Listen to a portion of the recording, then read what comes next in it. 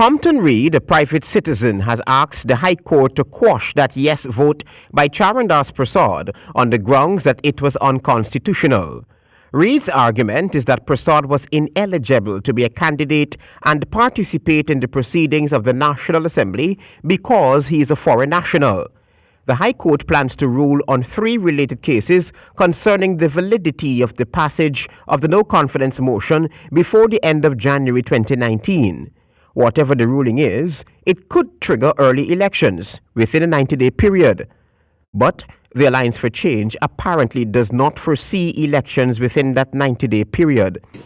That we have to send 2 plenipotentiaries to meet GCOM's chairman for purposes of verifying whether they are ready. As you know, we also, both parties, agreed to spend approximately $3 billion on a house-to-house registration for 2019. We didn't budget any, not a dollar, for elections. And we cannot now go and use monies for house-to-house registration.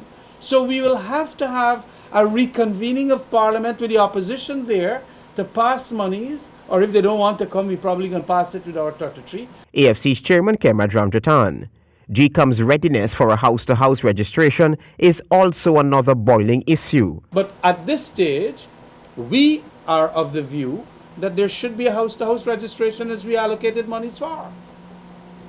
And so when you want to bring a no-confidence motion, you just don't look at the 90 days period. You look at the implications of that and the consequences of that. What's the consequence?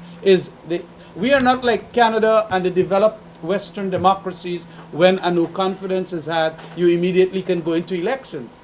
There are lots of 15-year-old that will now become 15-year-old then, that will now become 18-year-old, that will have to be put on the list. The AFC wants the list of electors to be cleansed.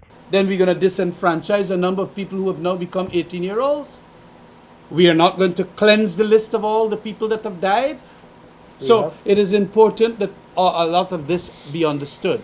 And that we're not just running in. Now, sometimes you run in with a list that is defective, and the first thing when you win the elections as a coalition, they say, oh, list was rigged. How you're damned if you do and you're damned if you don't. Well, we have a scenario whereby the plenipotentiaries, Gil Teixeira and Amna Ali, got to go and ask the chairman whether he's ready. In essence, the Ghana Elections Commission needs budgetary allocation to run off any elections. GCOM had indicated that every 7 years it is going to do a house-to-house registration. And the PPP agreed. That is why they said yes to that $3 billion to do a house-to-house. So what, are we going to retract on that? Is the PPP going to retract on that? Travis Chase, HGP Nightly News.